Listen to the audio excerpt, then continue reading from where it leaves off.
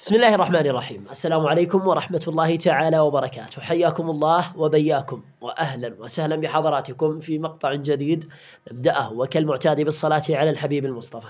اللهم صل وسلم وبارك على سيدنا محمد. دائما لا تجعل الألعاب تلهيك عن الطاعة والعبادة والصلاة. اليوم في هذا المقطع سنتعرف وإياكم على طريقة اختيار شعار برشلونة، شعارا لفريقك في لعبة اي فوتبول بيس 2024. لاختيار شعار برشلونة أولا نتوجه إلى خطة اللعب من هذه الخانة، ثم بعد ذلك نقوم بالضغط على شعار الفريق الموجود حاليا وهو شعار النادي الفيصلي الأردني، ثم بعد ذلك أقوم بالضغط على خيار اللي هو إعدادات الفريق الأساسي.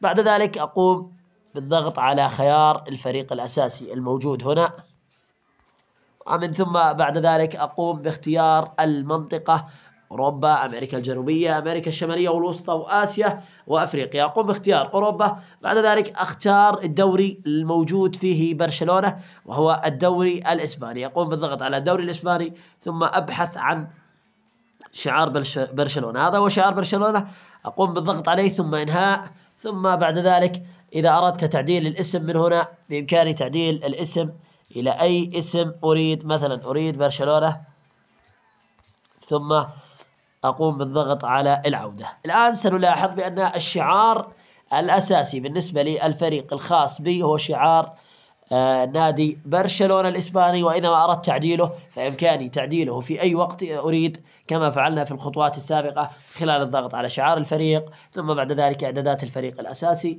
وبعد ذلك الضغط على الفريق الأساسي، ثم اختيار القارة مثلا آسيا. إذا ما أردنا اختيار نادي الهلال السعودي نقوم بالضغط على دوري أبطال آسيا، ثم بعد ذلك نبحث عن شعار نادي الهلال السعودي وسنجده هنا في هذه الخانة، ثم إنهاء. ثم إذا ما أردنا تعديل اسم الفريق من هنا بإمكاننا التعديل على اسم الفريق.